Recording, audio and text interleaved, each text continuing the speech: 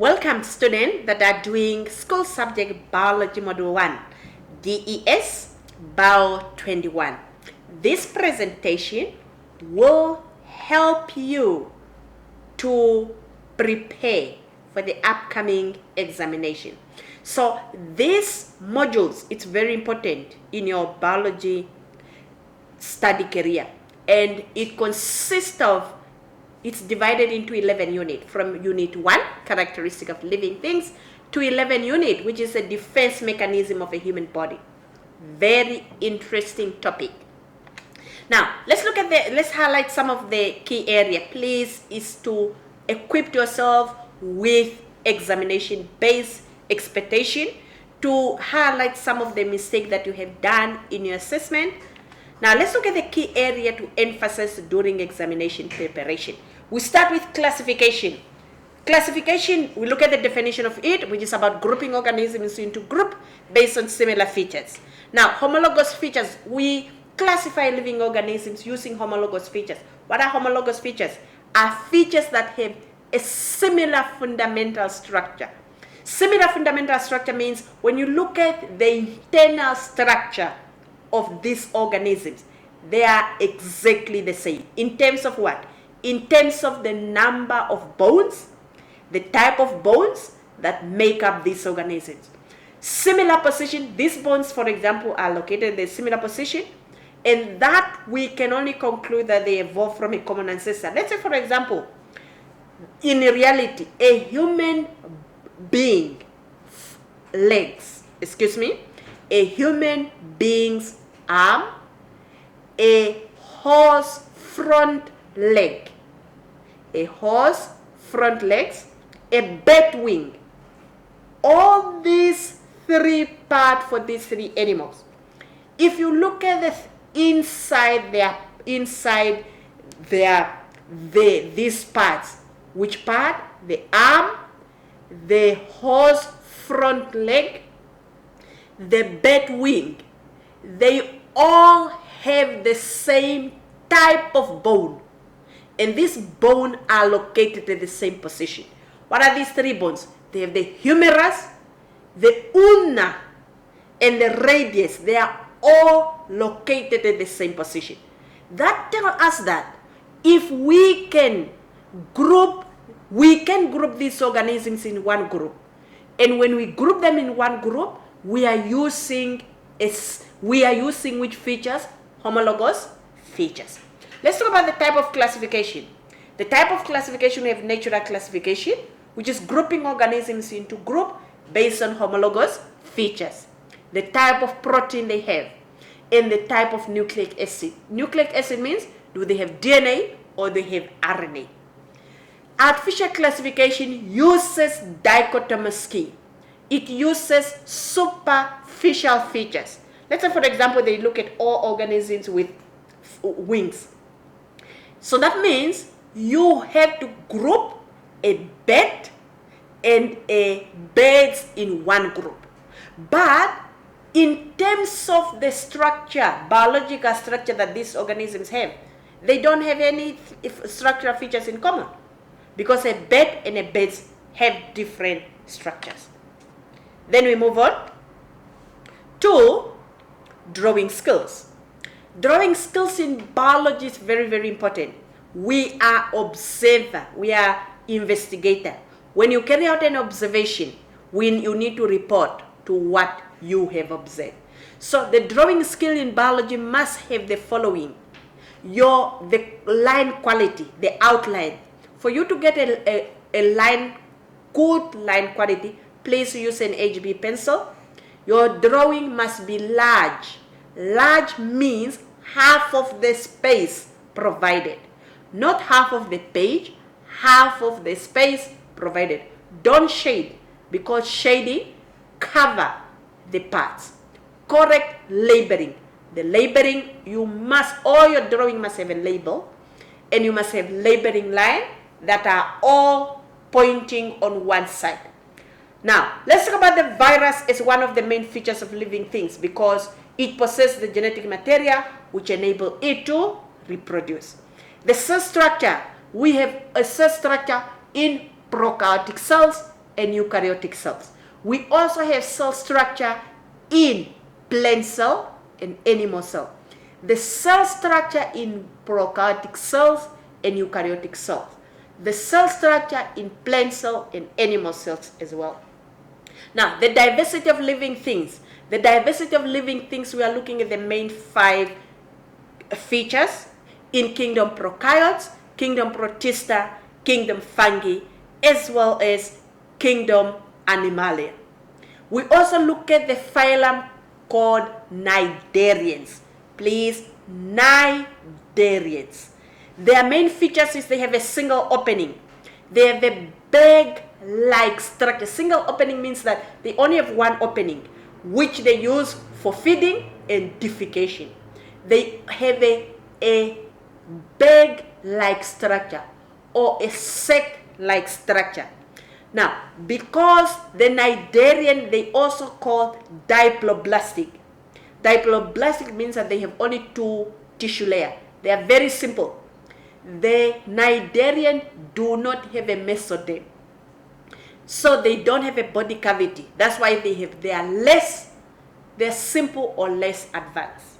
Let's move on to the human digestive system, where we have a mouth, all the different digestive system and their function.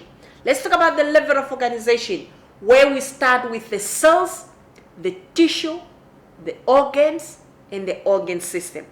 The different tissue found in the animal body, for example, we have the red blood tissue, we have the neuron tissue, we have the epithelium tissue, we have the white blood tissue, and we also have the tissue that are found in plant cells, like the xylem tissue, the phloem tissue, the guard tissue, parasite tissue, spongimesophil tissue. And we also look at in terms of these tissues function, and also the organs that are found in plants and animal. For example, the plants, very, very straightforward. We have the roots that absorb water and mineral salt. We have the stems, we have the leaves, we have the fruits, and we have the seeds. Now, we also have organ system, and then we have organisms. Now, enzymes are very, very important in both plants and animals. Enzymes are protein, the definition, that function as biological catalysts, according to your syllabus. You must also now look at the different enzymes that are used in digesting food. We have amylase that digest starch. The substrate they starch into maltose. And so the substrate is substance where enzyme act on. We have different type of digestive system, as I say, amylase, which digests starch into maltose. We have maltase that digests maltose into glucose. We have pepsin, which digests protein into polypeptide. And we also have trypsin, which digests polypeptide into amino acid. We have fat that digests, we have lipase, we digest fat into fatty acid and glycerol. Now, the coelomates. What are coelomates? Coelomate organisms. Coelomate organisms are organisms with mesoderm and have a body cavity. For these are organisms that we call, they are diploblastic. We were coelomate. Our body plan. If we are talking about our body plan, we have to go back to our embryonic level. We have 3 tissue layers, and that 3 tissue layer is the one that give rise to us, form different parts that we have now. Be it the intestine, be it the skin, be it the blood, be it the food, be it the heart, and all the different parts that we have. Coelomates are organisms with a body cavity, and they lack mesoderm, because a body cavity is the one which is found inside the mesoderm. Now, the coelomate organisms are like cnidarian. They are very simple in structure. Let's talk about the advantage of having a cilium It allows organisms to be independently, allow animal to grow bigger like us, and they also, in some worms, it give a hydrostatic skeleton in phylum nematodes, where you have worms. Immunity. What is an immunity? Immunity is an ability for the body to protect itself from disease. Some people don't get sick. It doesn't mean that the pathogen does not enter their body. It does. But when it does, their body antibiotic kill it before they get a disease. And that's what we call immunity. We have two types of immunity: passive immunity and active immunity. We can distinguish between them, please. Active immunity is when your body is producing its own antibody. Passive immunity is when the body is given antibody. Active, producing your own antibody. Passive, you are receiving. Active immunity, please, the body produce long-lasting immunity, and passive immunity, the body is short-lived. Let's talk about phagocytosis. Phagocytosis is a process that is carried out by one of the white blood cells called phagocyte. So it involves the digesting, engulfing of pathogen to make the pathogen harmless. And this pathogen, once it becomes harmless, it does not cause any disease to a living organism. I also want to go back to the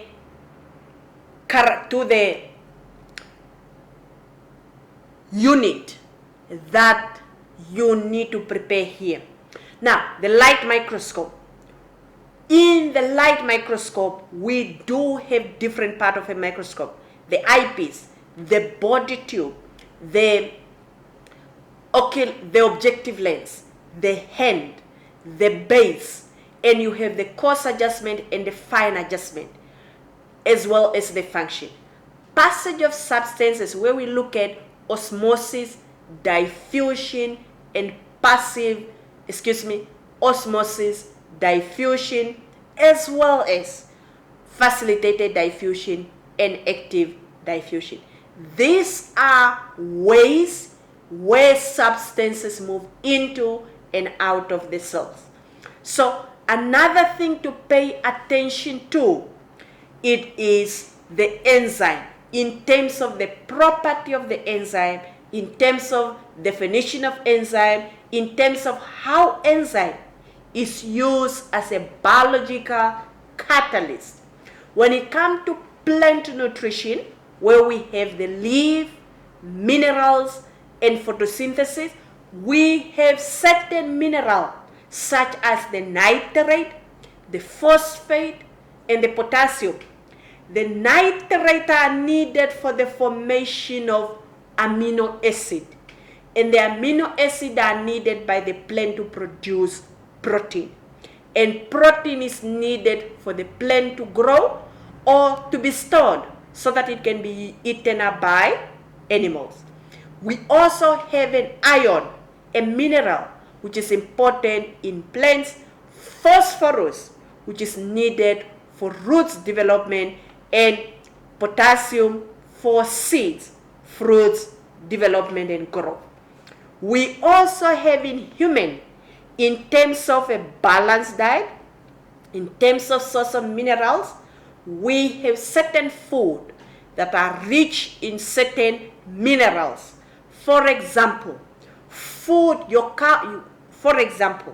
your red meat, this is your liver, this is your kidney, and the red meat itself, they are rich in iron.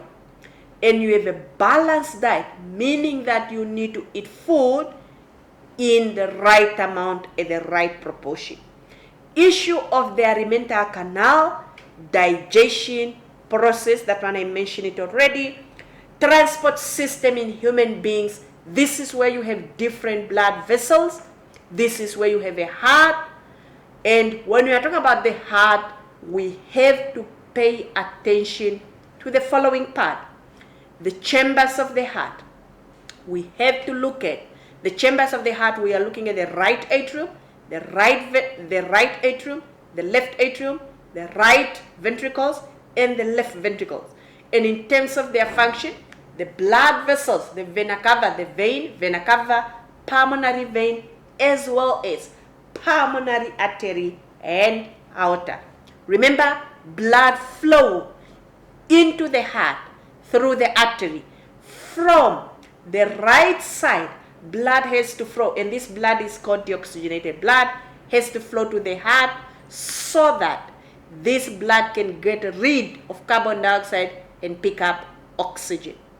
And once they pick up oxygen, then what we see is that this blood will get oxygen, and once it gets oxygen, it is pumped back to the left side of the heart. In the left side of the heart, it is received by a chamber called the left atrium. From the left atrium, left ventricles, and the blood flow into aorta, and then the blood is pumped to the rest part of the body. So, in that, the whole circulation. And the blood is carried to the different part of the body through a artery. From the artery, blood flow into smaller artery called arterioles. From arterioles, blood flow into blood capillary. Exchanging of substances occur there. Carbon dioxide diffuses in the blood, and the blood becomes deoxygenated, and the blood is carried away from the tissue by vein. And and these are smaller vein called venule. From the venule, blood is carried back to the heart, back to the right side of the heart by a blood vessel called vena cava. Well, now, so that means some examination tip to consider is the duration. The duration here is 3 hours. The format is all type. Please pay attention to verbs. Verbs such as define, discuss, demonstrate, outline, explain, suggest, discuss, compare, or distinguish will be used. I want to specifically also get this opportunity. Whenever you have to distinguish or to give the difference, you must present your differences in a table format. It must be in a table format. For example, you are giving a difference between a monocotyledon and dicotyledon. So you must draw 2 columns. You have a heading. One heading is for monocotyledon, another heading is for dicotyledon. Then you start with 1 differences. Monocotyledon has 1 cotyledon. Dicotyledon has 2 cotyledon. That is 1 mark because you only gave 1 difference. Another difference between monocotyledon and dicotyledon can be in terms of the leaf. The leaf of, you can just say broadleaf and broadleaf, narrow leaf. Broadleaf, for the monocotyledon is long, not long, but narrow leaf, and for dicotyledon, broadleaf. Where else you talk about the vein, the difference between the vein in these leaves? The monocotyledon, parallel vein. The dicotyledon, network vein. I just mentioned 3 differences there. So that means 3 marks, not 6 marks. Because if you are giving me a difference in terms of the shape of a leaf, broad leaf and narrow leaf, that is 1 difference. So please present your answer on the differences between the 2 in a table format. So this again will give me an opportunity to go back to our units. This is a very short course because it only have 11 units. There is no excuse for you not to focus on all of them. Please focus, read them first before you use the notes that I gave to you for revising. Read the characteristic of living organisms, the diversity of living organisms, light microscope, the passage of substances, enzyme, plant nutrition, where we focus on the leaf, the structure, the internal and the external leaf structure, minerals, photosynthesis, nutrition in human, issue of the alimental canal, digestion process in human, transport in plant, transport system in human beings, the defense mechanism of a human body. Thank you. So, for more information, please, I am available on the email or the telephone number which is appearing on your assignment or any other presentation that you can Google for biology or biology didactics.